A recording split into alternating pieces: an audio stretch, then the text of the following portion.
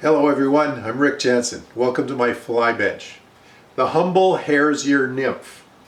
It's caught me a lot of fish over the years and I tie it in a few varieties, beaded and unbeaded. But there's one that's my favorite. I call it the buggiest hare's ear ever.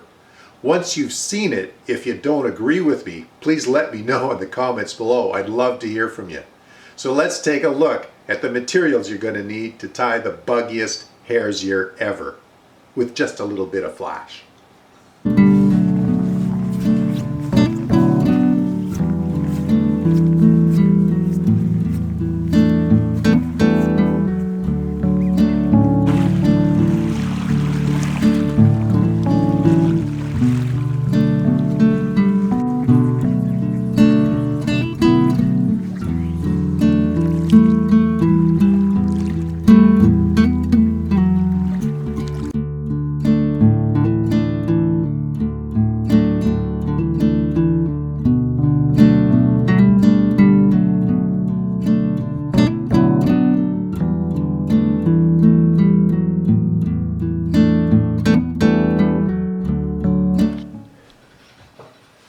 Okay everyone, into my hook I have a Togen's number 12 2x long curved nymph hook.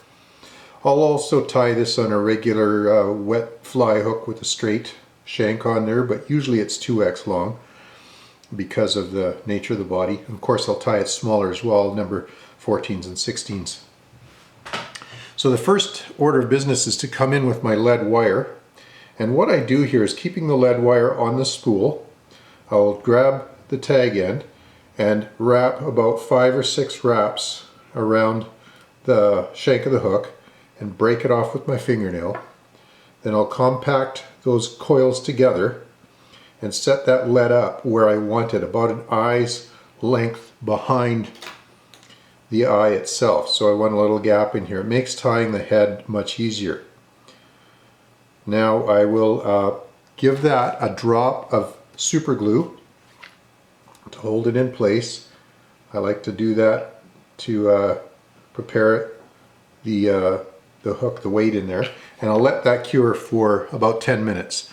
So we're going to come back when that's cured.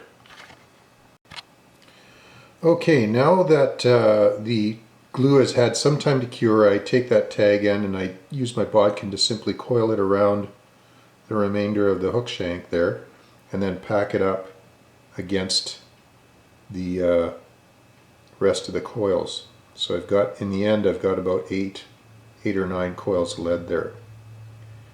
And that's going to give us a little bit of bulk in the thorax region of the fly. So now we come in with our 70 denier brown tying thread, and we build up a dam behind the lead core and cut off that tag end.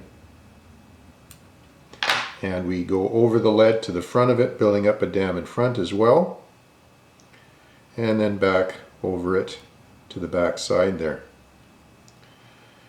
Now we're coming in with pheasant tail for our tail, and that's going to form our tail. And I'm looking for a few great fibers here. I had a little bit of a moth problem, moths eating through my pheasant tail, and I've sorted it since, but I've had some damaged pheasant tail as a result, so I've had to order some new pheasant tail, and but the issue is dealt with now. So I take about 6 or 8 strands of it and stroke it straight until I get the fibers, tail ends, tip ends lined up, and we'll get that tied in there as a tail. And I like to set up the tail about half the length of the body of the hook. So bring it back there and then give a loose loop, cinch it down, and then work my way back until the tail is the right length into the bend of the hook there. And I like the curved shank hooks here as they give a little bit of a curve, a natural, very natural look to the fly, the curved look of the hook shank. And just bring that back up and onto the lead a little bit. Cinch that down, and then we cut off the tag ends of the pheasant tail. Now our gold wire comes in for the rib, in preparation for being a rib. and we get that locked in. And when I turn it, I let the torque of the thread turn it around to the other side of the hook so that it doesn't interfere with the tail when I'm wrapping it forward. At this point, it's time to dub it with the hare's ear, and I'm going to get a little dubbing wax on my finger and thumb. Helps spinning that dubbing onto, especially hare's ear, because it's such short fiber dubbing. And I get it on there and I start spinning up a dubbing noodle. I want it tapered at very sparse at the tail end, getting a little bulkier as it works its way up the abdomen to the thorax. And so what I'll do is I'll turn it, spin it, turn it around the hook, spin it, and keep doing that. And if I need more as I work my way up the hook, I'll just add it onto the noodle at that time. So I need a little more right now, so just add it below what was left on there. And I probably got a little too much now, which isn't a problem. So we'll get up to onto that lead and cover the lead up with it. Okay, so we've got that dubbed properly there now. So I'm going to put my dubbing down, hopefully not on the floor, and we'll bring our wire forward, give it about 3 to 4 ribs here. 2, 3, and up onto the 4th. Then I'll capture that, and in front and a little bit more, working my way onto that wire down. Just add a little more weight, you know, we can add a little extra wire to the front of the hook here, in front of the lead. And once we get that secured, I keep some tension on my thread by holding down on the bobbin, pulling down, and helicopter that out of there. We'll lay down a bit of a thread base. In comes our Mirage medium opal tinsel. This is giving it our little bit of flash, a little bit of glitter to capture the trout's eye. And I hold it toward my side and just slowly wrap my thread around the tag end there to bring it into place. Slippery stuff this, so you've got to take your time with it. And then I've got it centered on there, and I work my way back to the dubbing with that. And I work my way a little ways into the dubbing with it, right? Because I don't want a gap here. I want it to seem to flow naturally from the abdomen there. Okay, then we're coming in with our partridge feather, and I like to choose one of these feathers that has a strong yellow center core. I use the same method of one of my mayfly patterns, and you'll see it there if you look it up. And so I pick one of these, and it's got a fairly strong center core here, nice and strong center core, because I need that for this particular method to add the legs to the fly. Now I'll take my hackle pliers here, and I'll grab that center, right on the center, and then I stroke the fibers back. Stroke all of these fibers of the feather back. They're very buggy looking. I want to get all the loose ones back, the shorter ones especially. Popped it loose there, grab it again. A little more firmly that time. Okay, as you can see, I've stroked and made a division there between the fibers stroked back and the ones in the pliers still forward. Now I'm going to let go of the pliers. Now that they're stroked back, I've got my tie-in point, and I'll get that on there and capture that, center it. And I want it tied in with the curve of the feather up, just like I do with that small mayfly nymph. And I go back right up to the opal tinsel there and then forward, capturing all of it. It strengthens the fly this way, and it makes it a good durable fly. I've got a little extra tinsel up here. I'm going to just snip that off. A few extra fibers sticking forward. Now we do our final. Now I'm going to go back again right to where I've got the tie-in point there, and do my final bit of dubbing.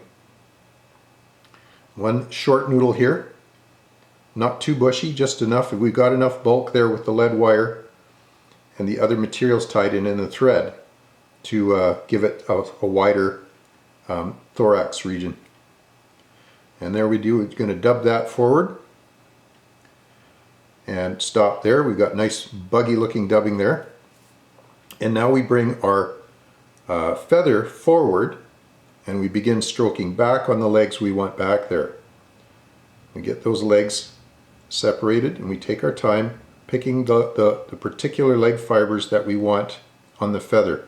Not too many. I like 3 each side would be ideal, but if I get 4 each side, that's not a bother.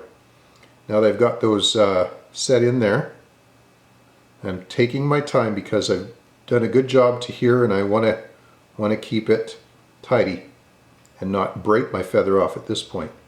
Then I pinch those fibers in, and then come around with the thread, a couple of wraps, center it again, and then start building my head.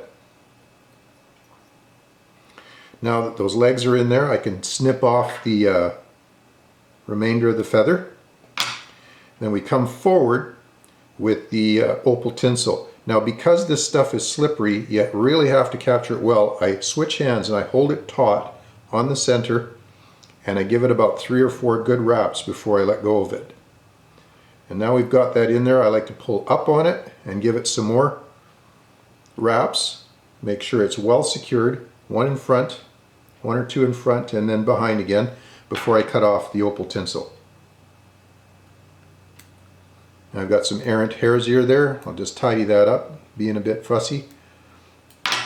And this we come in with the Sally Hansen's and add that to our thread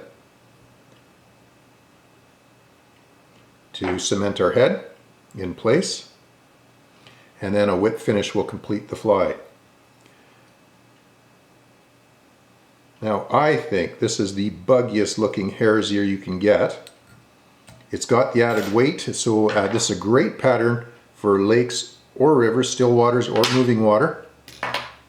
I'm going to turn it in the vise here and hold my scissors while I do, looking for any. I've got a few errant hare's ear fibers there. I just want to tidy up. A bit too long. But you've got one of the buggiest looking hare's ear nymphs I've ever seen, and I love this pattern.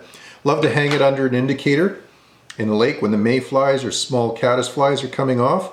It's great in rivers. Of course, in rivers often I fish the bead heads actually, but in slower moving parts of the river and where you're allowed 2 nymphs outside of BC, this is a great one to put down partway down.